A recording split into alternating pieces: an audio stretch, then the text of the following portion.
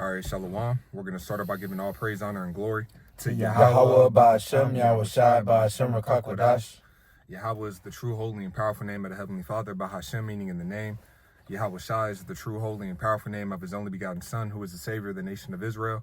Starting off with the elect within the nation of Israel, and Israel consists of you so-called Negroes, Hispanics, and Native Americans, as well as you Israelite foreigners scattered abroad that may look like the nations where you've been scattered to, but are Israelites. And we also want to give double honors to the elders and apostles of Great Millstone who rule well. Peace and salutations to the whole for the elect, pushing out this word in all sincerity and in truth. All right, we're the brothers from the Great Millstone branch out in Des Moines, Iowa, coming back at you with another lesson inspired by the Holy Spirit, Hawakakwadash. All right, and the inspiration of this lesson comes from a quote, all right, from Ray Lewis. And I got this quote from listening to the big bro Ayash Shamath. He had did a lesson entitled "How Bad Do We Want It?" And he started off the lesson with a clip, you know, from Ray Lewis. And one thing that he had mentioned is how greatness is a lifestyle.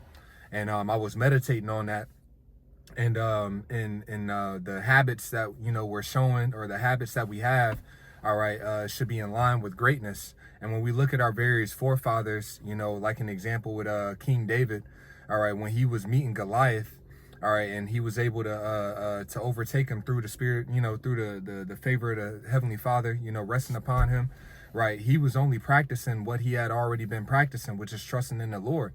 So that greatness was shown in that situation in the fire, all right, but he was only doing what he was accustomed to doing, trusting in the Lord. All right, use the example I was talking to the bro right before the lesson with the Maccabees bros. All right, when those Maccabees brothers, they were faced with being forced to eat swine or to give up their life, all right, they were willing to give up their life, but you could already tell through the Spirit they had a lifestyle or a habit of what? Denying themselves. So when they were faced in the trial, all right, and pushed to the limit, they were only doing what they were accustomed to doing, which is what? Denying themselves. And that's the importance of putting these things into practice right now. As a matter of fact, I'll just start off with this in the book of Sirach 19:1. And maybe we can grab that account with King David and Goliath. But Sirach chapter 19 and verse 1, it says, a laboring man that is given to drunkenness shall not be rich, and he that contemneth small things shall fall by little and little. So these different situations that we find ourselves in, all right, we're not in the hour of temptation where the C-hip has been implemented, right? Things are going to get rougher, all right? You know, the scriptures talk about this is going to be the worst time in history when you read in the book of Jeremiah 30:7 in the NLT. The time of Jacob's trouble is going to be the worst time in history, right? So even though, you know, we're coming into these rough times, all right, we're building habits, all right, of trusting in the Lord. We're building habits of praying and calling out to the Lord. So when we're put in these different situations, that greatness is going to show, because we're going to respond how we've been responding already to the things that we're going through now. So that's the importance of applying these things right now and not looking at it, no big deal, you know. Always, like, you know, when I go through different things, I'm like, man, like, could I afford responding like this in the time of Jacob's trouble? You know, I like to have that perspective. Like, nah, man, things are going to intensify. It's important to take these things with a certain heaviness now, for lack of a better way to say it. You know, just take these different situations that we find ourselves in more seriously, so that we do have a habit of responding how the Lord will want us to respond, even when we're faced with great adversity, man. But if brothers ain't got nothing, I'll grab that account. I got something. This is Isaiah 26:3.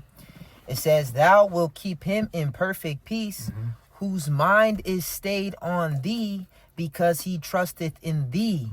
And that's starting now. Our mind is stayed on the Lord now, so he will keep us in perfect peace now and in the times that we're coming into. All right, that's something that needs to be trained. That's something that needs to be built. You know, our relationship with the Lord and our faith and the reflex to trust in him. That's why we go through different things. That's why we go through what we go through, as it says in the book of Sirach. My son, if thou come to serve the Lord, prepare thy soul for temptation. All right, make not haste in time of trouble. So the Lord puts us in times of trouble now to practice and rehearse not making haste. So when we come into the time of Jacob's trouble, it's already built in us to not make haste. Right. It's built in us to trust in him. It says, cleave unto him and depart not when thou art changed to a lower state, but constantly endure, all right, and be increased at your latter end. So he's training us now, all right, to trust in him. And that training is coming from different trials and tribulations, that temptation. It says if you get a friend, prove him first. Yeah. I got one for you. Yep.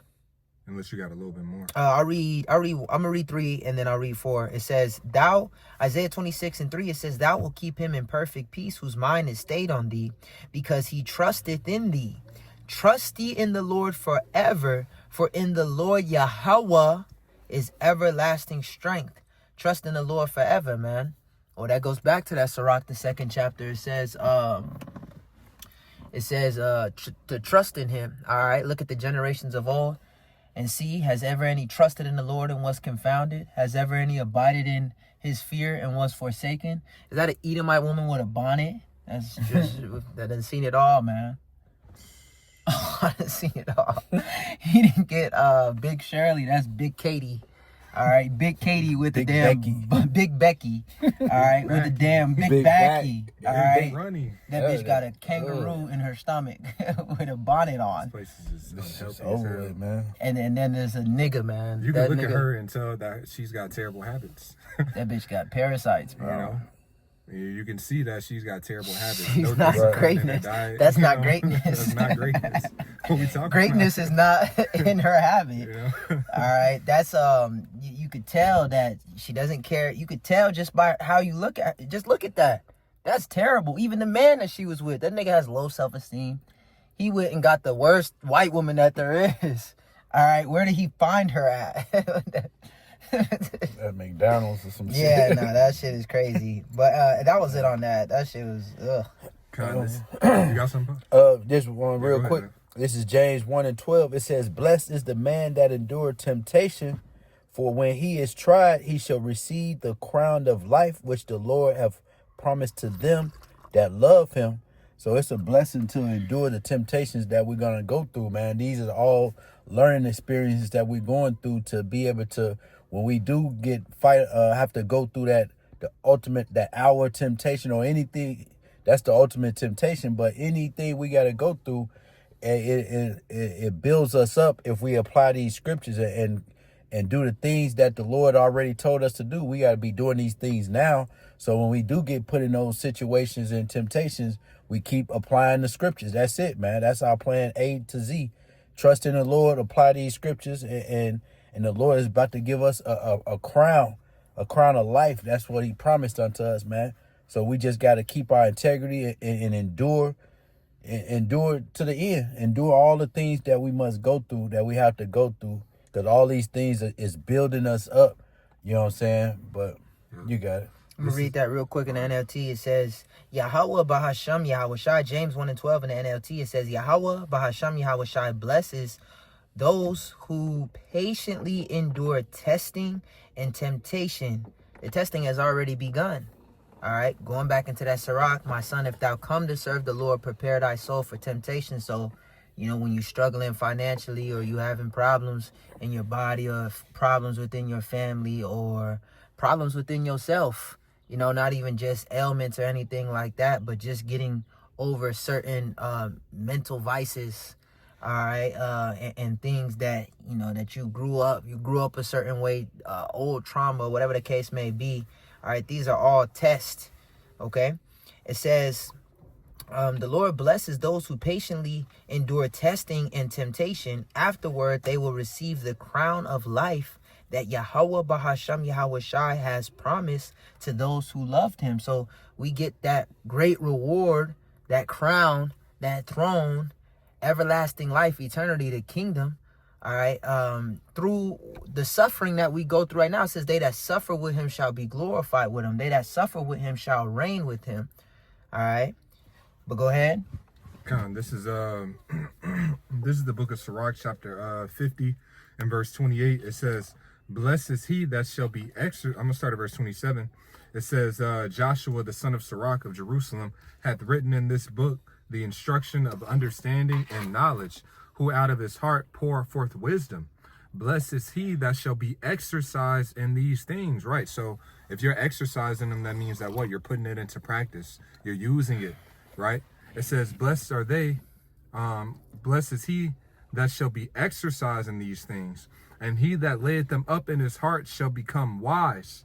For if he do them, he shall be strong to all things. Right. So if we're actually exercised and applying these things, applying these precepts, these principles, like the brother had mentioned, making a reflex to pray, when different things happen and, constantly go, if we're exercising these things, that's going to give us strength, all right, to be able to endure whatever it is that we're faced with enduring, all right, just like going into our various forefathers. Like when you see like a prime example with Shadrach, Meshach, and Abednego, look at how he responded when, how they responded when they put up that decree that you got to bow down to the idol.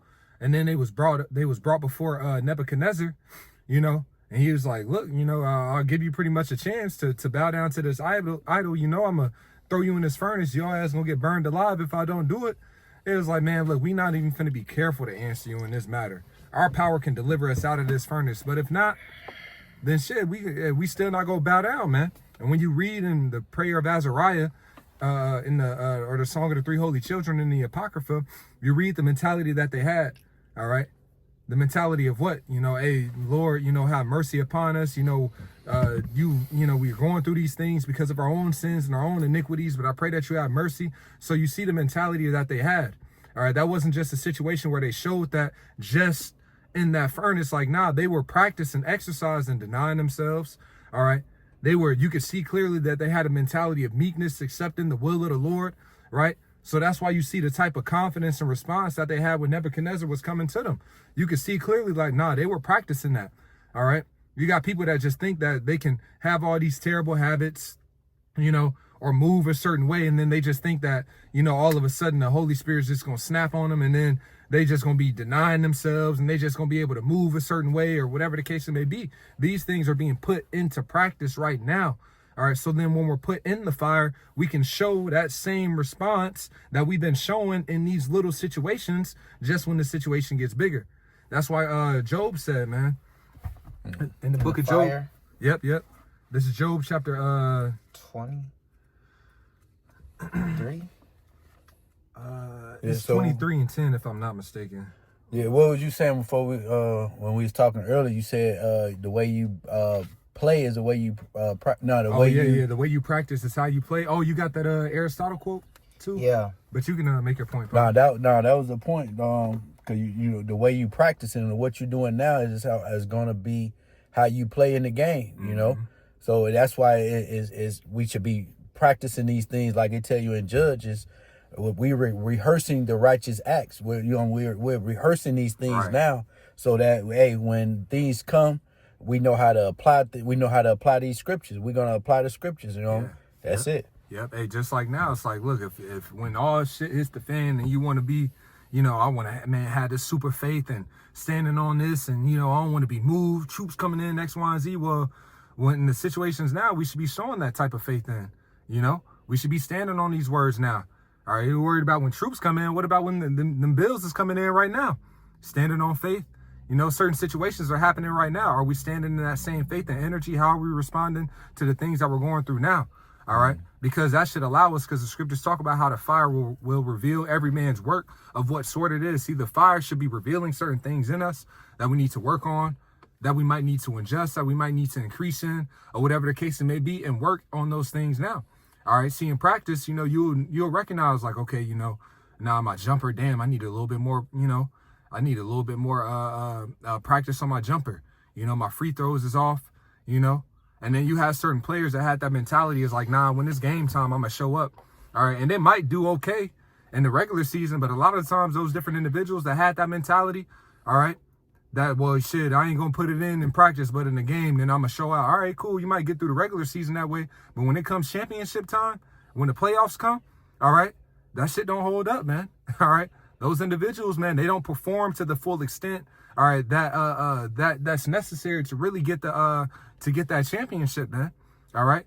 They get faced with certain things, and then it's like they can't finish in the fourth quarter or whatever the case it may be, because they weren't preparing, all right, for that real grind. All right. They weren't preparing to perform at a high level, But it says, Job chapter 23 in verse, I'm going to start at verse 10. It says, but he knoweth the way that I take. When he hath tried me, I shall come forth as gold. And we get tried in the fire, pursuant to that Sirach, the 2nd chapter. Isaiah 48:10, for gold is tried in the fire and acceptable men in the furnace of affliction. All right, so the fire, the affliction, the hell that we go through, all right, that's that fire. All right, it says, but he knoweth the way that I take. When he had tried me, I shall come forth as gold. My foot hath held his steps. So just like now, you know, when we're in the fire, we need to hold fast to his steps. We need to continue to walk in the right path. We have to continue to cleave unto him. We have to continue to apply these precepts regardless of the things that we're faced with and what we're going through. That's why it says, distrust not the fear of the Lord when thou art made poor. All right. So when we're brought to a low estate, we have to continue to move in the fear of the Lord, because it will work out. In the book of Sirach, the 1st chapter, it says, he that feareth the Lord, it shall work out for him in the end. You know, roughly paraphrasing that, man. You know, so the mission is like, regardless of what we're going through or faced with, I remain in the fear of Yahweh B'Shem Yahweh Shai. Sirach 1:13, whoso feareth the Lord, it shall go well with him at the last. So in certain situations, it may look bad at that point, but if we're continuing to move in the fear of the Lord, it will work out for our benefit. It will work well. It will go well with us in the last, all right, in the end. And he shall find favor in the day of his death.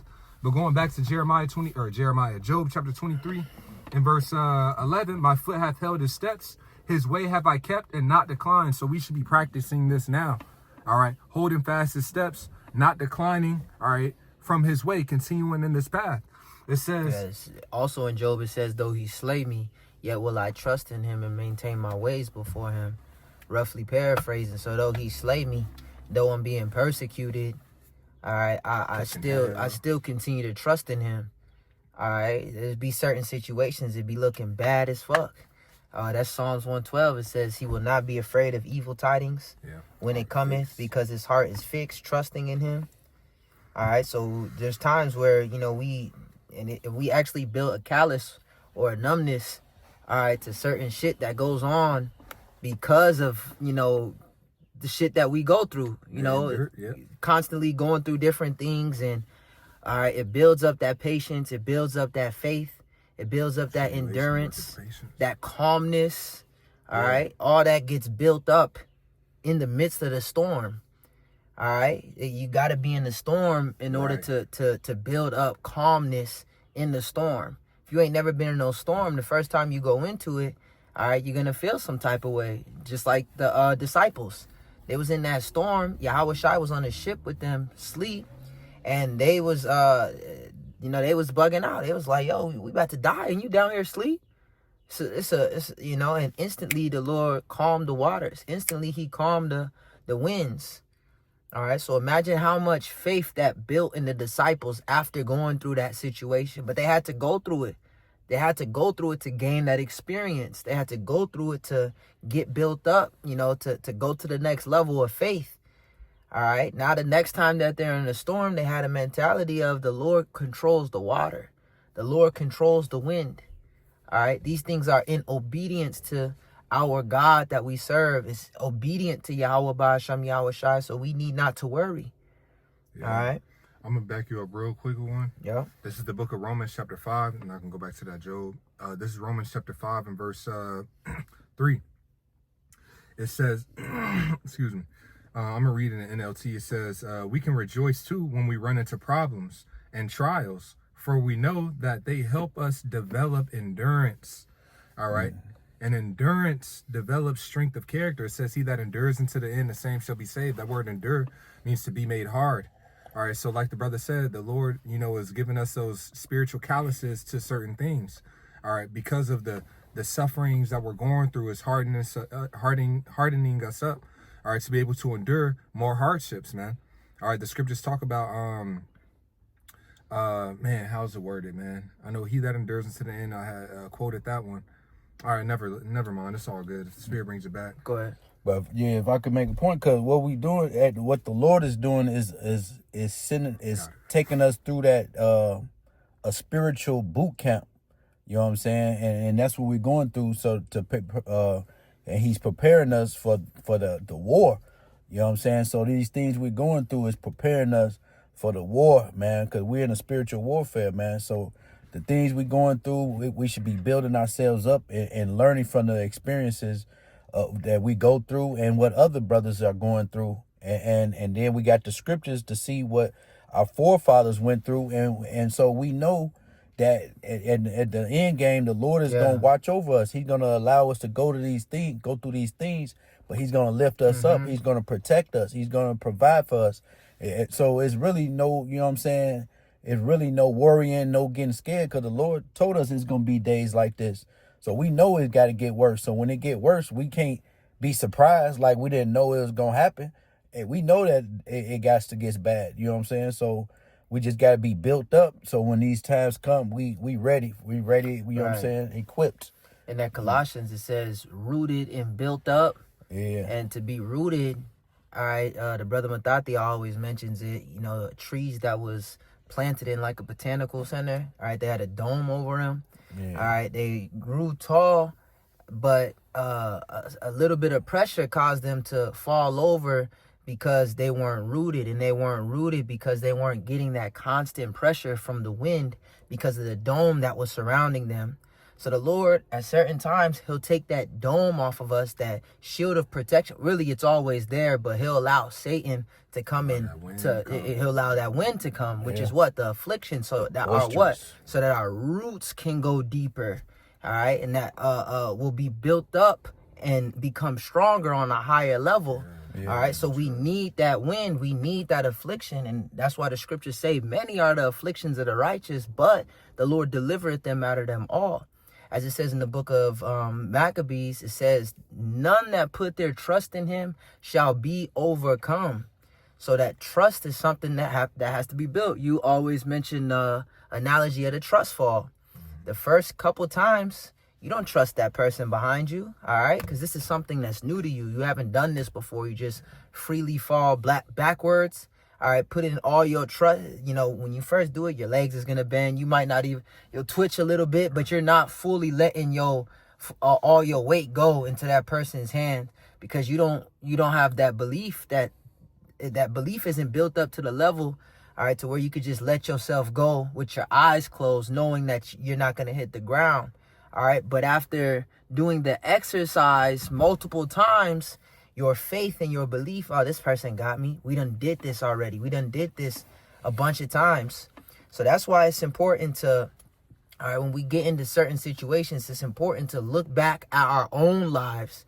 And I got to count in Maccabees. I don't need to get it right now, but just to mention it, when Judas Maccabees was speaking to his men, okay, he was recounting the battles that they won aforetime, okay, and so when they went into that particular battle, they was charged up and ready to go after recounting, all right, how the Lord delivered us out of this battle and that battle. And then he went even deeper, going into the battles that the Lord delivered our forefathers out of.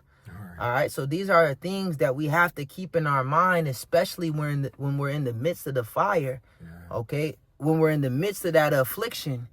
All right, it says, your word is my comfort in my affliction, and it quickens me. So when you're feeling down, when you're feeling low, remember the word, remember what's written, remember the history, remember your own trials and tribulations that the Lord has brought you through to give you that strength in the midst of your own battle, man. Yeah. Just to add, to that example, re-quoting King David, King David he fought the lion, he fought the bear. You know what I'm saying? So when he was faced with Goliath, it was like, look, I got the experience of the Lord being with me and delivering me, so I'm not afraid of this big ass nigga. All right. I've already been caught and delivered by the Lord, so He showed me that He's with me. So He didn't approach that situation with timidity or fear. Real quick, this is 2 Timothy 3 and verse 11. It says, persecutions, afflictions, which came unto me at Antioch, at Iconium, at Lystra, what persecutions I endured. But out of them all, the Lord delivered me. All right, so many are the afflictions, all right, and the persecutions of the righteous, but the Lord, He's going to deliver us. Now, this is Paul writing to Timothy, all right, and this was Paul's mentality, and that his faith was built up through these persecutions. His faith was built up through these afflictions. All right. After he got stoned in the book of Acts, he said, and the Lord rose him back up. It said, confirming the souls of the righteous, that they through much tribulation shall enter into the kingdom of heaven. That was after he was stoned. And in Romans, the 8th chapter, he said, I am fully persuaded that nothing shall separate us from the love of Yahweh Ba'ashem Yahweh Shai. Well, he became fully persuaded through many afflictions, through many persecutions.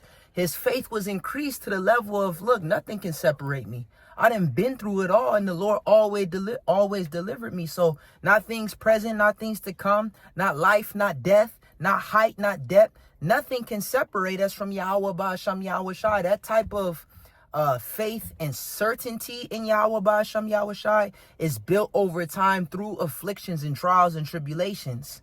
All right. It's built through also, constantly praying. That also builds it. Constantly praying, constantly reading. That also builds the confidence in our great power, Yahweh Ba'ashem Yahweh Shai.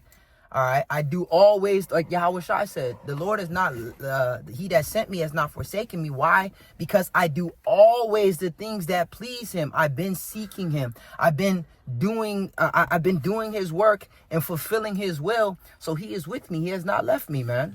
All right. But you got it. I'm going to back you up on one real quick. This is, this is the book of 1 John chapter 4 and verse 17.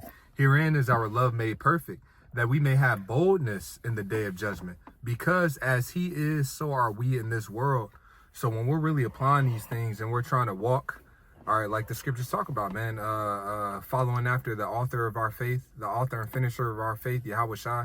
If we're really trying to, walk this path and apply these precepts, apply Yahweh Shai, all right, his instructions to our lives, man, it gives a certain boldness, all right? It gives a certain increase in faith, because we're really living this thing. In the book of 1 John chapter 2 and verse 28, and now little children abide in him, that when he shall appear, we may have confidence and not be ashamed before him at his coming, right? It says abide in him. And in the next chapter, it talks about who abideth in him is the one that does his commandments.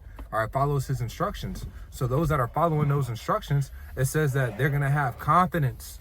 All right, so that faith increases with our obedience to the Lord, So that's very important, man. And in these different situations, when we're fighting to remain obedient and then we're seeing the Lord rewarding us for it or delivering us out of these different situations, that builds it.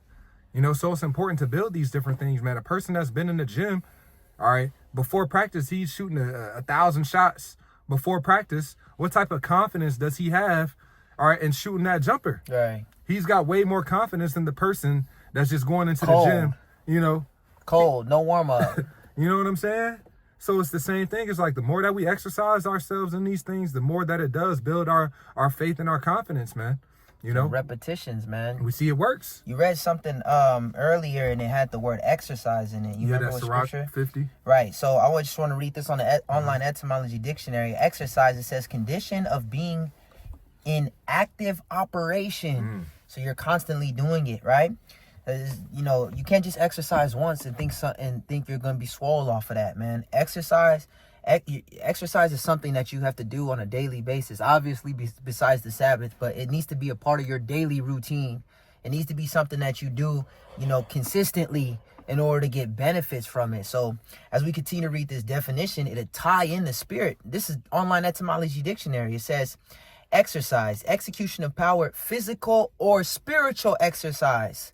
So you can look at both sides of the coin. In the physical sense, it's something that needs to constantly be done in order for you to actually build and increase.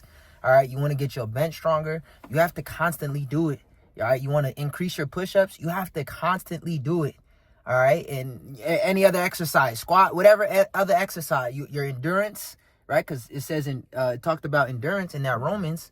All right, that you read the Romans, the 5th chapter. We need endurance. He that endure unto the end, the same shall be saved. Well, that's something that you got to build up. Yeah. If you want to build your endurance, you have to run. Right. All right, you got to do them HIIT workouts, right? High intensity interval training. Yeah, there's no shortcuts. There's no shortcuts. So the Lord will put us through some high intense moments so that he can build our endurance to the other level. Being all cool, calm, and collected in the gym, that's not going to really get you nowhere, man. All right? And that's what these niggas, no sweat. All right? That's what these niggas is, these other camps, man. No pain, no gain. Exactly. All right? No pain, no gain. These other niggas, they just want to cool and coast. I think that's the word the brother Matthias used the other day. All right, coasting. Yeah, you trying to ain't no coasting into the kingdom. Yeah. Yahweh Shai didn't coast to sit on the right hand of the Heavenly Father. And you mentioned he's the author and finisher of our faith. And the servant is not greater than his Lord. So we're not going to coast to get a spot next to Yahweh Shai. Tribulation. All right. Yeah, coasting. There, that's it right there. I don't know anybody any great person in any craft. MJ. You ever hear them say, "Yeah, man, I got this great through just coasting, man. I was just coasting." Nah, they talk about the hard work, the effort. They talk about the things they had to sacrifice. They talk about the dedication, and oftentimes they talk about the habits that they had that separated them from the rest. And the thing about it is that it's a book that I was reading called The Slight Edge. And one thing that they had mentioned in there, usually the greats master the mundane. All right. Meaning those things that are easy not to do, or those things that aren't as exciting, you know what I'm saying? Or whatever the case may be, they're mastering. They're doing the little things. I'm going to go and shoot them free throws. That's not exciting. You know, I'm going to practice these layups. Now I'm going to practice left-hand layups. All right. Now I'm going to practice 1,000 layups going on this side of the rim. Then I'm going to practice layups coming on that. They're doing these little things. It's not exciting. It's not fun, you know, doing the same thing 1,000 times. But what? It separates. It makes you great. And it allows you to be able to execute on a higher level because everybody else is not doing those things. And it's so small to do, but it's so easy not to do. You know, like consistency in reading. It's easy to, no, I ain't finna read a chapter, you know. And it's easy to be like, yeah, I can read a chapter.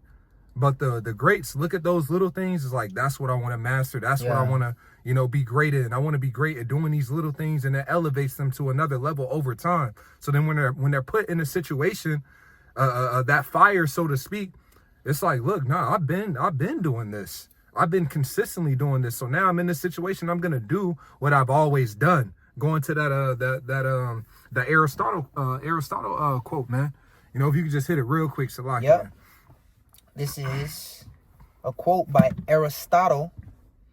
It says, like, and it's a power in that, man. Like, it's a power just like, you know, even at times, like, you know, it's like, you know, I try to make sure, you know, I say my prayers, you know, before I go to sleep, you know, I'll pray throughout the day, you know, trying to exercise, you know, praying without ceasing. So different things come into my spirit, or I'm listening to a lesson. I pray to the Lord. I pray, I apply that. I pray you put that spirit on me, you know, but, you know, specifically, you know, before going to sleep. And there's just a certain, what's the word for it, man? It's just a certain feeling where it's like, damn, I ain't read, like, nah, I ain't pray. Nah, let me stop. Whatever I'm doing, I'm finna go and say my prayer. I'm not finna allow anything to get in the way. You know, and it's just, you know, it's just a prayer. But having that mentality towards certain things, you know, that certain edge, it's like, nah, I'm not letting something stop me from praying, you know, or allowing something to stop me from, you know, whether it could be reading. It's like, damn, oh man, I ain't read that. You know, it's easy to brush off, but there's a greatness in, nah, fuck that. I'm not brushing this off. Let me just, whatever I'm doing, I can separate myself real quick. Even if I read a small chapter in Psalms, you know, but I'm dedicated to the process, you know, that's going to lead me, you know, to pleasing the Lord or help advance me, you know, but Salakia. It says, we are what we repeatedly do. Excellence then is not an act, but a habit. Aristotle. That's it, man. It says excellence isn't an act, but a habit. All right. So, you know, a lot of people, you know, they talk about MJ when he caught the flu, right? Flu games. You know, the flu game, right? You don't think MJ had practices where he was sick and he still went to practice? They know him, you know, he's known for that flu game, but it was like, that's something that I'm sure he was already practicing. Right. You know what I'm saying? I've been injured, you know, I didn't caught, and I kept, you know, I'm used to being in this situation. So now that is on the forefront, on the main stage, just like with our forefathers, man. All right. They were used to applying certain things. So then when they got Daniel getting thrown in the lion's den, all right, when they got put on main stage in these different situations, you see the confidence that they had. It's like, look, we done been in different situations like this, man. All right, maybe on a smaller scale, but it's like we got the same response. We ain't finna respond no different way than what we've always responded. And that's the same thing now. People talk about, well, what are you going to do, you know, when all hell breaks loose? What are you going to? It's like we're exercising, trusting in the Lord. You know, we're not worried about like, well, how are we going to eat? Well, no, the Lord said we're going to eat. That's what it is. And we've been exercising, believing in the Lord in these different situations. So what's going to be different? We're going to call upon the Lord like we've been exercised in calling upon the Lord. And the Lord's going to be with us like he's been showing us. He's been with us this whole time, you know? Yeah, that's that gift of faith that the Lord has blessed us to have, man. Because without it, man, you have no hope, at all. So that gift of faith that the Lord has given us, man, is a blessing because the world don't have it, man. Yeah. We have that faith, man. And so we're going to exercise our faith, because our faith, everybody's faith is going to be tested.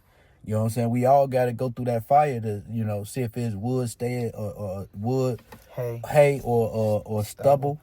You know what I'm saying? Precious stones. Yeah, we want to be found to be those precious stones. So, yeah, we got to go through that fire, man, and apply the faith that the Lord has given unto us, and ask the Lord for more faith. Ask the Lord for more fear, knowledge, wisdom, and understanding, the things that we're going to need to make it and to, receive salvation, It's finishing on this definition of exercise on the online etymology dictionary. It says, keep busy, keep at work, oversee, engage busily. All right. But what the Lord said, occupy until I come. And that word occupy means to be busy. Okay. So we need to stay busy until the Lord comes. We need to make good habits. All right. Like fast. You can't say I've been fasting if you haven't been fasting. All right. You can't say you've been praying if you haven't been praying. The only way you can confidently say those things is if you've been doing it. All right. And if you're saying it and you haven't been doing it, then you're just deceiving your own self. Mm-hmm. All right. And when shit hits the fan, it's going to show.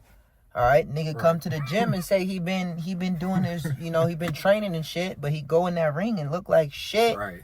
Then it's going to show. Yeah, you said that you was doing it, but it's showing that you haven't been doing shit. You say you've been working on your jab, but then you go in there, you haven't thrown a jab, or your jab is sloppy. Yeah. You dropping it, you're not bringing it back, man. All right, but like you said, the mundane, if you want to get a good jab, you got to work your jab for rounds. Right. That'll kick it boring. You want to go on that bag and you want to just go, do all you freestyle and do it. No, you got to work rounds of just jab. You're throwing the same punch. All right. But the thing is, you can throw that punch so many, if you want to really have it built, they call it, an intelligent lead hand. All right. That means you throwing that motherfucker from every angle. All right. You doubling it up, tripling it up, head, body, head, feint, jab, catch, shoot. You're constantly drilling it. Another saying in boxing is drillers make killers. Meaning what? You're constantly going over it. Now you a beast. All right, because you kept drilling in that jab. Now your jab will kill a motherfucker. Just your jab. They say your right hand, take you around the city. All right, but a jab will take you around the world. Meaning that's what makes champions. All right, world champions. And that's something that you have to drill. You have to work on it all the time. That's just a boxing analogy. That's in anything. Yeah. In anything, you have to be consistent. In basketball, you have to do, all right, the basic simple drills. Well, the basic simple drills goes a long way. All right. I was just gonna add. You see even a routine with our forefathers, man. Daniel, he prayed 3 times a day. All right. Even when it got outlawed, that didn't even stop him from nigga, I'm praying. The fuck, this is what I do. This is my this is what I do. It don't matter what I'm faced with. This is what I do. I'm not finna not pray, but he had that seriousness when it came down to something as, I'm gonna say small as that, and I'm saying it like that because it's easy to do, to pray. That's easy to do, It's easy to not do as well. It's easy to not do. You know what I'm saying? You read about King David. He said that I'll meet thee before the sun comes up with prayer, roughly paraphrasing in Psalms. Then it mentions him pretty much praying 3 times a day. But these are different things that they were doing consistently. You see that Daniel, he said, I knew by books how long we would be in Babylon. So Daniel was in his book. He was in his book. The scripture in the book of Sirach, the prologue of Sirach, man, it talks about how he gave himself over to much learning. Reading. Yep. So what? He was exercising in the book. His head was in the book of Sirach, the 39th chapter. In that gym. It says that what, man? He whose mind is stayed not stayed upon the Lord. That's Isaiah. But it says he shall be occupied in prophecies. You know what I'm saying? So these are men that meditation thereof. Yeah, and occupied in the meditation thereof. shall seek out the wisdom of the ancient and shall be occupied in prophecy. So it wasn't like, yeah, one day I sought out the wisdom of the ancient. No, they were seeking out the wisdom of the ancient. And King Solomon said, from my youth. Yep. So these are things that they were, this was a part of these men's habits that they had. This wasn't something that, just 1 week I kind of read, next week I didn't do nothing. Then 3 weeks I ain't do nothing. Then I got back, and I've been seeking out the wisdom of the ancient. Right. Just like that quote said, pretty much you are what your habits are. Yeah. All right. You see a motherfucker bugged out on the street, what you call him? A fucking crackhead. Because the nigga got a crack habit. This nigga Kodak, I just seen him. He's supposed to be an Israelite. His diamonds Israelites. This nigga, he's doing a fucking rap talking about he got meth habits. That would make him what? A meth head. Because that's what his habits are. Right. That's how you would describe that nigga. He's a meth head because he has meth habits. All right. A basketball player, how's he a basketball? Because that's his habit is. That's what he does. Yeah. He's in that gym. Okay? You are what your habits are. A nigga that's always fucking a nigga that's a crackhead. You classify him as a crackhead because he has crack habits, bro. Man. All right? He can't get enough of that shit. You got it. I'm gonna read this. This is 1 Timothy chapter 6 and verse That nigga's a meth head, bro. But he just did a song not too long ago, for 7 years ago, however long ago, talking about he Israelite, and his diamonds is real ice. All right, the Lord's not playing around, man. Well, turn your ass to a meth head, bro. Well, just as an example, like even with our people that were following after the ways of the heathen, and that became a part of their habits, the Lord considered them. Now these niggas is like heathens. These are Gentiles. Yeah. Why? Because of their habits after the ways of heathen. Heathen habits. So they had heathen habits. So the Lord's okay, well, that's what you are. Nigga, you are pretty much a heathen. Yeah. You know what I'm saying? But then as we change those habits, okay, now we're sons of God. Because our habits are reflected in that. And this is what this precept's going to go into. So, yeah, that's why it's important when you come into this truth, you be born again, man, and put off that old man. That old man got to go. You know what I'm saying? Them old habits, you know what I'm saying? We get new habits, you know what I'm saying? We're a new being. Like you just said, we're sons of God, man, son of God. So there's a certain way you have to think, move, and act, you know what I'm saying? Certain habits you got to, build up and stuff. So hey, we're of the Lord now, man. We put off those old things. We put off them heathenistic ways, Yep. But this is 1 Timothy chapter 6 and verse I'm going to start at verse 10 in the NLT. For the love of money is the root of all kinds of evil, and some people craving money have wandered from the true faith and pierced themselves with many sorrows. Verse 11. But you, Timothy, are a man of God. Right? So he was like, but Timothy, like, look, that's not you. You're a man of God. There's certain habits that men of Yahweh Shem Yahushai have that separate them from the rest of the masses. It says, but you, Timothy, in order to be classified as a man of God, you have to be doing what men of God, what men of Yahweh Shem Yahushai do. Right. You can't just, it's not, the Lord don't look at it like how America looks at it. A nigga can just claim whatever, claim a gender. This nigga claim a gender. No, you don't have the credentials to be a woman. You got all the parts of a man. All right, that makes you a fucking man. Okay, so these guys, they claiming to be, prophets, but then at the same time saying that we'll probably be here for 1,000 years, 30 years. That's not what prophets do. All right. The prophets that have been before me and before thee of old prophesied the downfall of many countries, kingdoms, of war, of evil, and of pestilence. But you talking about, this kingdom going to be standing for 30 years. Talking about the head of IUIC, the head of Sakari, the former head of Sakari. He said that we could be here for 1,000 years. That don't sound like a prophet to me. Then what the fuck was you risen up for? If we about to be here for 1,000 years, why the fuck are you here? If you're a prophet, so the Lord just sent you to warn of what? Hey, y'all about to be here 1,000 more years. That's not what the prophet, what kind of warning is that? No, the prophets have been risen up to tell you that evil is coming now. In your lifetime, he said, in your days will I speak a word and perform it. So the word has been spoken through the mouth of his prophets. And now we're seeing the performance, all right, of the words of the Lord's messengers, his prophets. But you got it. You, Timothy, are a man of God. So run from these evil things, pursue righteousness, and a godly life. So these are the habits, are the traits of a man of God. They're going to pursue righteousness. Now you go into that word follow after, all right, which is how it's translated in the KJV, follow after righteousness. Now follow after is the same word used in Philippians, the 3rd chapter, where Paul said, I press toward that mark, and it means to pursue in a hostile manner. All right. And if you're pursuing something in a hostile manner, if there's something that's in a way, an impediment, you're going to be getting over it. You're going to be moving through it. You're going to be jumping over it. You're going to be pushing it out the way because you're chasing that. You know, you running in the street like they show you in all these different movies, somebody chasing the criminal.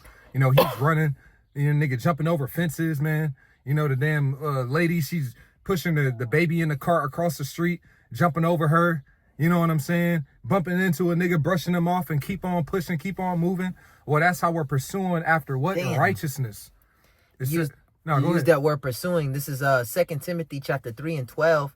I'm going to read in the Amplified version. It says, indeed, all who delight in pursuing righteousness and are determined to live godly lives in Yahweh Shai. Man, so this is how a man of God, all right, or should I say an elect member, this is going to be their mentality. So their habits, their lifestyle is going to reflect these different things, man. Pursuing righteousness, it makes me think of the movie The Pursuit of Happiness. with Will Smith. He was determined, all right, and through all his trials and tribulations, he still did what he had to do, and that was based on a true story, all right, to become successful, to find that, you know, so-called happiness. So we're in the pursuit of righteousness, and none of these, like Paul said, nothing can separate us in that pursuit. Yep. Okay. Yep. Of righteousness, we're determined. All right. The Lord put in our spirit to be determined. If you're determined to do something, that means can't nothing stop you, man. Yeah. All right. You're fully resolved. Like, I'm not finna allow nothing to, I don't care what it is. And that's the mentality, man. Like, hey, it don't matter what vice, it don't matter what pleasure, it don't matter what things I desire. That's why Yahweh Shai said you have to deny yourself. You know, you have to do this. So it's a pursuit. It's like I'm removing everything out of the way that could be an obstacle of me pursuing this, of getting to this point. And I'm going to just read that word righteousness before you finish that. Yeah. All right. So the word righteousness in this Timothy, I don't know if it's the same as that word, but it's dikaisone, dikaisone. It says, in a broad sense, state of him who is as he ought to be, righteousness, the condition acceptable to the Most High, right? So there's a pursuit to be in a condition acceptable to the Lord. It says the doctrine concerning the way in which man may attain a state approved of the Most High. So the men of the Lord, they're seeking to be in a state that's approved of the Lord. Even King Solomon prayed in the book of Wisdom of Solomon in the 9th chapter. He said, reject me not from among thy sons. Please send me wisdom that sitteth next to thee in thy throne, that I may do what's pleasing and acceptable in thy sight. So there's a pursuit of trying to be accepted by Yahweh Hashem Yahweh Shai. And our habits should reflect that. You know, that's what shows if we're great or not. All right. If we're wood, if we're gold or silver, or wood, hay, and stubble, our habits, our lifestyle is going to reflect that. And that's done through faith and fear Yahweh Hashem Yahweh Shai. But you got it out. Finishing on the 2 Timothy 3 and 12 in the Amplified version, it says, indeed, all who delight in pursuing righteousness and are determined to live godly lives in Yahweh Shai HaMashiach will be hunted and persecuted because of their faith. So in the KJV, it says, yea, and all that will live godly in Yahweh Shai HaMashiach shall suffer persecution. So that's comes with the territory, man. It say, he that departed from evil maketh himself a prey. So them demons, you know, we got a target on our back, spiritually and physically. All right. And we've been winning these battles through prayer, calling on the name of the Lord, through fasting. All right. Through locking in the spirit, getting up with brothers. All right. Staying in the camp. All right. Staying in the lessons, you know, keep doing these things, allow us, you know, to overcome anything that's going on in the outside world, man. You know, but that was it on that. Finishing that Timothy, 1 Timothy chapter 6 and 11, but you in the NLT, but you, Timothy, are a man of God. So run from all these evil things, pursue righteousness and a godly life, along with faith, love, perseverance, and gentleness. Fight the good fight of faith. Fight the good fight for the true faith. Hold tightly to the eternal life, to which the Most High has called you, which you have confessed so well before many witnesses. You know, so that's it on that, Timothy. I can go back to that Romans. Yeah. And let's brothers have some. This is the book of Romans chapter 5 and verse 3. Back in the NLT, we can rejoice too when we run into problems and trials, for we know that they help us develop endurance, and endurance develops strength of character, and character strengthens our confident hope of salvation. And this hope will not lead to disappointment, for we know how dearly the Most High loves us, because he has given us the Holy Spirit to fill our hearts with his love, right? So these things should develop what? Endurance, all right, strength of character. So we saw the strength of these different men's character that we had mentioned, you know, various examples: Shadrach, Meshach, and Abednego, Daniel, all right, King David, you know, our various forefathers. We saw their strength and character, all right, but that was something that was built up over time. Even with Abraham, you think Abraham, when he came from Babylon, his father was a idolater. That's what he was raised up in. That strength of character that he had, that was something that was built over time, grew, you know, over time, man.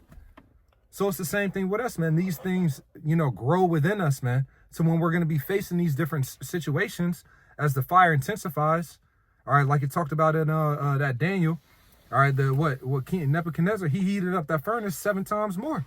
So it's going to get hot up in this bitch, man. All right, it's going to get hotter. All right, but we have to remain, stick to the process.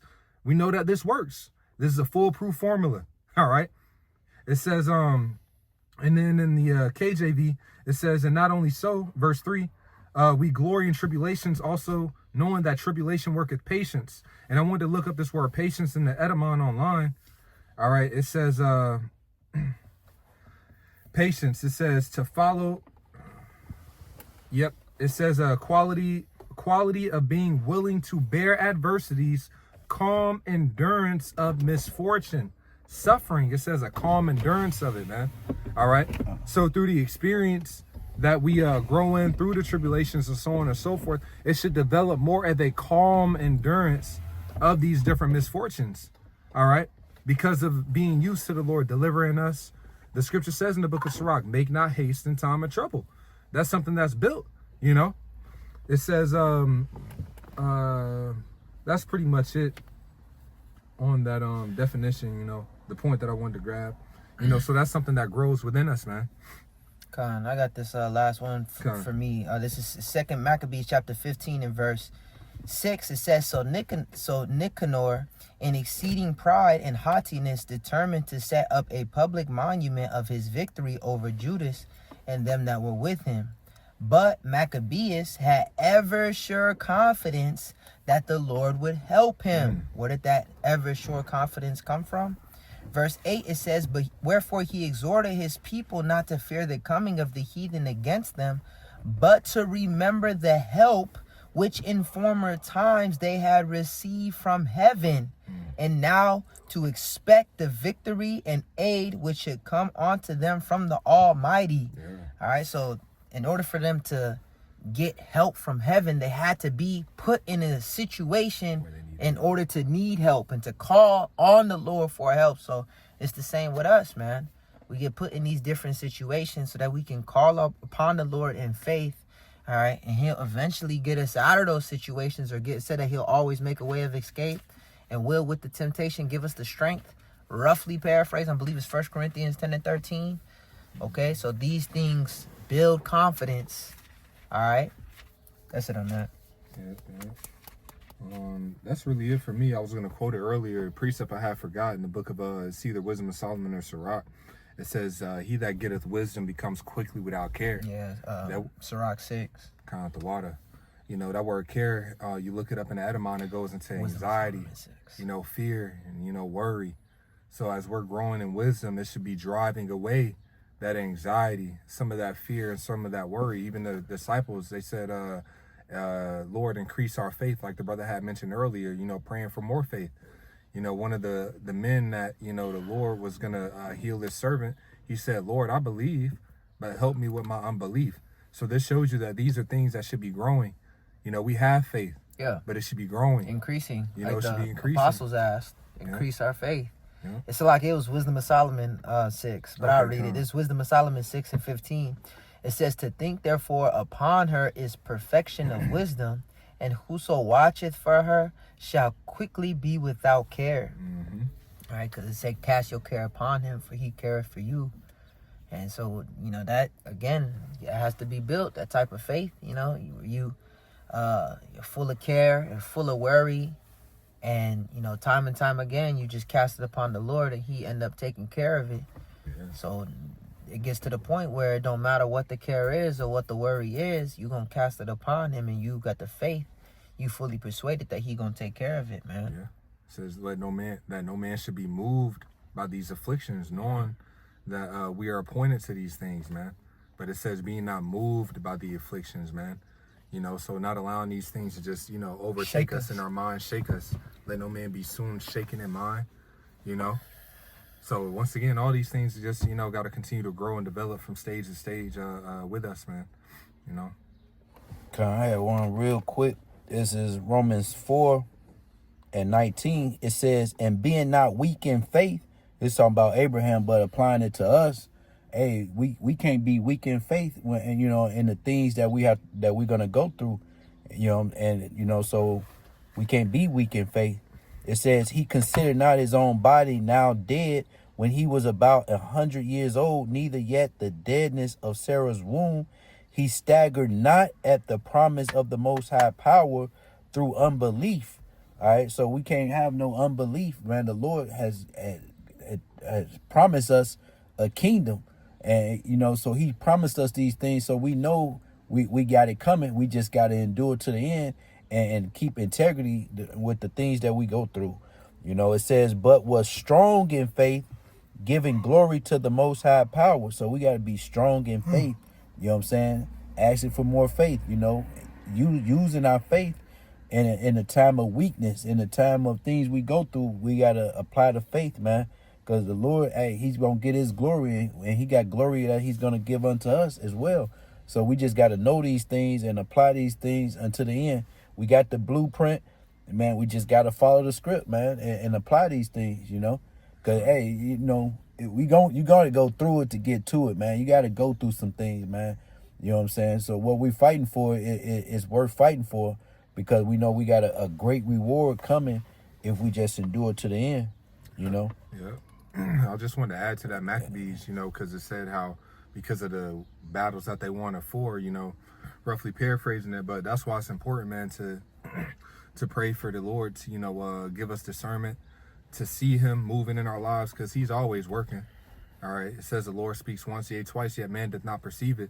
So when you're able to look back and recognize, like, man, that was the Lord, and you can sit down and reflect, it increases that faith, But if you're not acknowledging those things as being the Lord doing it and everything like that, you won't have that, If you're not looking at it like, nah, the Lord was with me in that situation, and you can see that, you ain't gonna have that faith, man.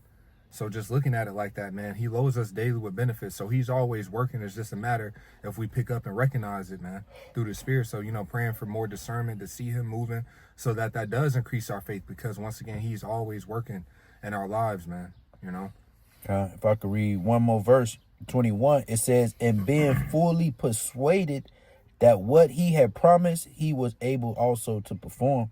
So we got to be fully persuaded that what the Lord said he promised unto us, he's going to give us these things, man. And we know it. So we just got to keep our faith, and because we know that the Lord is going to do his part. We just got to do our part, man. Trusting in the Lord, because the Lord, it's his will to destroy this place, man, and give us a righteous kingdom. So, that's what we fighting for once again, But that was it on that. Close this out.